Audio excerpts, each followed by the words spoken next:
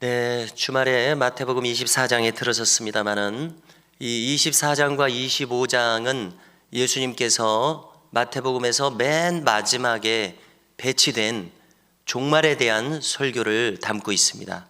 그래서 마태복음 24장, 25장은 늘 우리의 신비에 새겨야 할 소중한 말씀입니다. 자, 오늘 본문을 우리가 이해하는 데 있어서 이중예언이라고 하는 장치라고 할까요? 말씀하시는 기법이라고 할까요? 이것을 이해해야 되겠습니다. 자, 주님은 오늘 말씀을 통해서 주후 70년에 있을 예루살렘의 로마 제국에 의한 완전한 멸망, 그리고 장차 오실 주님의 재림의 시간을 이중으로 동시에 예언하고 계십니다. 우리가 이것이 이중 예언인 것을 알 수 있는 이유는요, 예수님의 재림만을 가리킨다고 생각하니까 너무나도 예루살렘 멸망에 대한 구체적인 내용이 있습니다. 또 예루살렘 멸망에 대한 내용으로만 생각하려니까 정말 주님이 재림하실 때에 대한 인류의 마지막 때에 대한 그런 구체적인 말씀이 있습니다. 그러므로 우리는 너무나도 분명하고 또는 너무나도 불가피하게 이중으로 예언하고 계시는구나, 이걸 알 수가 있습니다.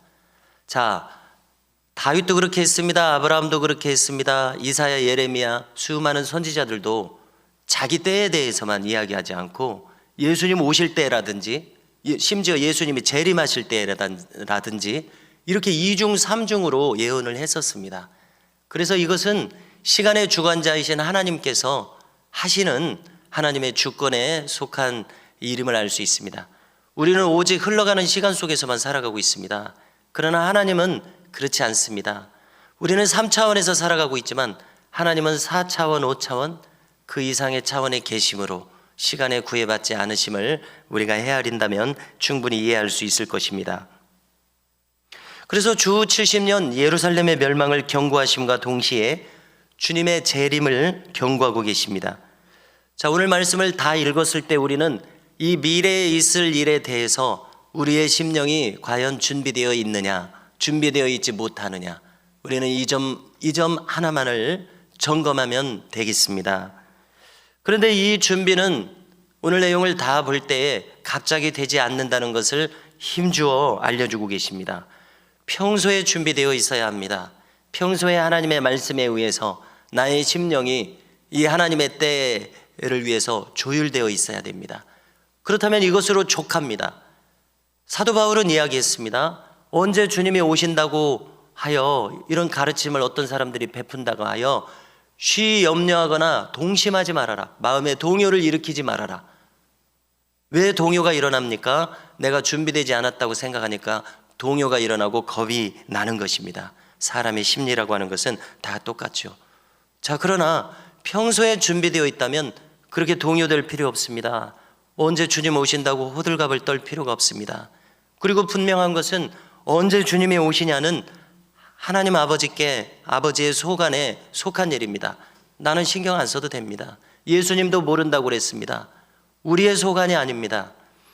하나님은 종말에 대해서 딱 두 가지로 말씀하십니다. 첫째로는 개인의 종말입니다.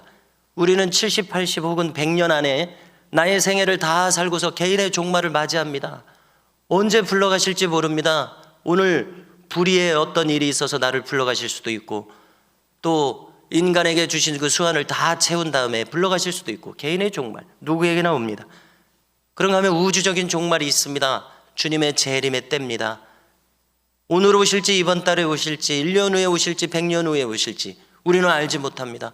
신경 안 써도 됩니다. 하나님의 소관에 속한 일입니다. 그러나 분명한 것은 준비가 되지 아니하여 염려하고 걱정하는 인생이 되어서는 안 되겠다는 것입니다. 36절을 보십시오. 그날과 그때는 아무도 모른다고 말씀하셨습니다. 종말의 때, 재림의 때는 오직 성부 하나님만 아십니다. 그래서 우리는 개인의 종말에 대해서 또 우주적인 종말에 대해서 충분히 말씀으로 준비되어 있어야 되겠습니다.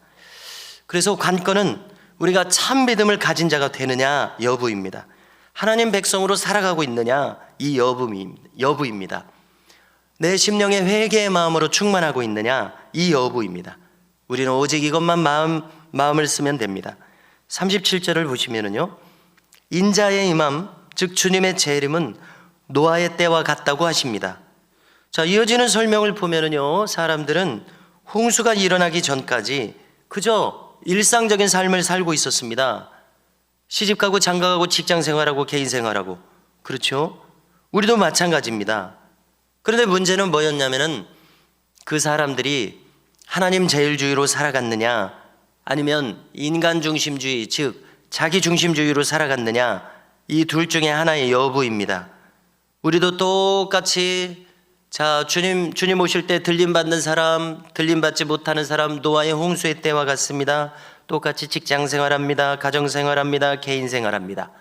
그런데 문제는 무엇이라고 우리가 생각하게 됩니까? 내가 하나님 제일주의로 살아가고 있느냐, 이 여부 한 가지입니다. 노아의 때의 사람들은 한 사람도 구원받지 못했습니다.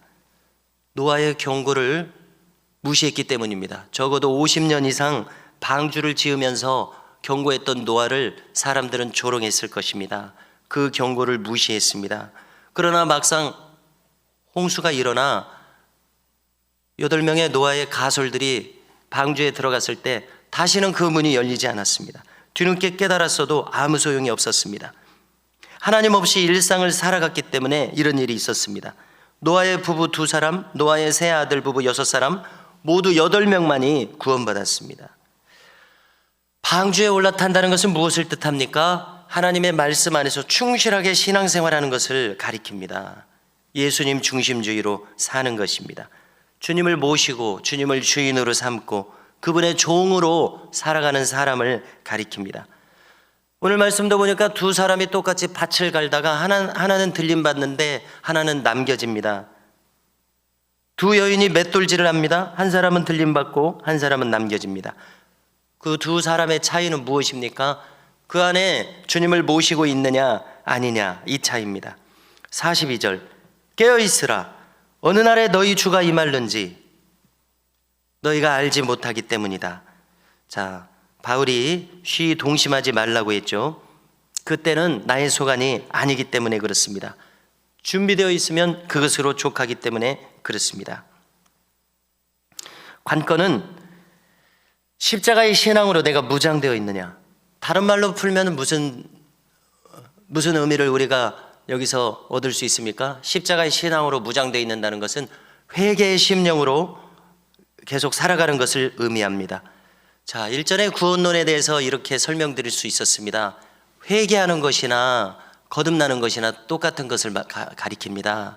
성화나 영화나 똑같은 것을 가리킵니다. 어떤 의미에서 똑같은 것입니까? 하나님의 거룩을 깨닫고 내가 거룩한 자가 돼야 되는구나, 이걸 깨달았다는 측면에서 그렇습니다. 거룩과 성결한 삶을 추구하는 의미에서요. 내가 거룩하지 못하구나, 십자가에서 내가 거룩하지 못하니까 예수님이 대신 달리셔야 할 정도로 그렇게 심각한 것이었구나, 이걸 깨달으니까 회개하게 되죠. 또 거룩한 삶을 원하게 되니까 거듭나게 되죠.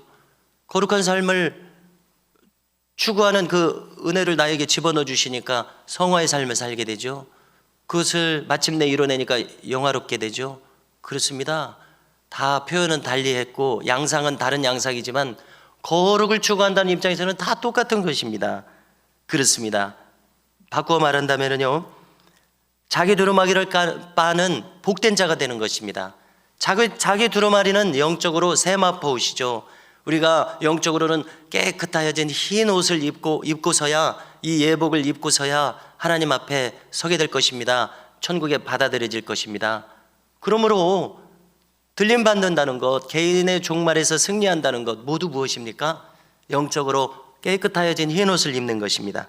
오늘도 우리 모두가 내 영의 더러운 것을 씻어내어 흰 세마포 옷을 입고 하나님께 인정함을 받고 또 천국에 속하여서 살아가는 은혜가 우리 모두에게 있으시기를 주님의 이름으로 축복합니다. 마지막으로 46절에 보니까 우리가 한 가지 더 생각할 것이 있습니다. 사명자의 바른 자세를 일러주십니다. 읽어드리면요, 충성되고 지혜 있는 종이 되어 주인에게 그 집 사람들을 맡아 때를 따라 양식을 나눠줄 자가 누구냐. 아멘. 자, 1차적으로는 설교자를 떠올리게 됩니다. 설교자뿐만이 아니라 이세종 선생과 같은 분들은 광주 시내에서 저 유수한 큰 교회 목사님들과 신학자들도 와서 하나님 말씀을 깨달은 바를 가르쳐 주시라고 이렇게 청한 일이 있었습니다. 물론 그분도 나에게만 배우지 말고 광주 시내 가서 또 큰 교회 가서 배워라 이렇게도 얘기했다고 합니다. 그런데 이제 평신도죠. 자, 설교자가 떠올랐습니다. 이런 사명을 감당하는 사람이 떠올랐습니다. 이분들이 다 무엇을 하는 분들입니까? 그 시대를 살아가면서 그 시대에 맞게 하나님의 말씀을 적용시키면서 자기도 살면서 전하는 사람들입니다. 이렇게 부지런히 신약의 말씀을 가져다가 구약의 말씀을 가져다가 또 이 세상에서 신앙생활하는 많은 분들의 아름다운 간증들을 가져다가 이 이야기들을 깨어있는 마음으로 전하여 온 교우들이 함께 깨어있게 하는 바로 이 충성된 종, 하나님이 기뻐하시겠다 이렇게 지금 말씀하시는 것입니다. 자, 어떻게 하시겠다고 말씀하십니까? 그는 복이 있으리로다 이렇게 말씀하시죠. 그리고 그 모든 소유를 맡기겠다 말씀하셨습니다. 예수님의 말씀은 똑같습니다. 물론 이것도 예수님 말씀이죠. 그런데 악한 종이 있습니다. 더디우리라. 자기도 거친 마음으로 살아갑니다. 소홀하게 감당합니다. 그러면 그 책임을 면치 못하리라 이렇게 경고하십니다. 성도 여러분, 오늘 나눈 말씀을 우리가 한 가지만 붙든다면 무엇입니까? 깨어있음으로 거룩을 추구하는 하나님 제일주의로 살아가는 심령입니다. 이 한 가지만 기억하면 족할 것입니다. 이 믿음을 가지고 오늘도 믿음의 승리자가 되시기를 주님의 이름으로 축복합니다.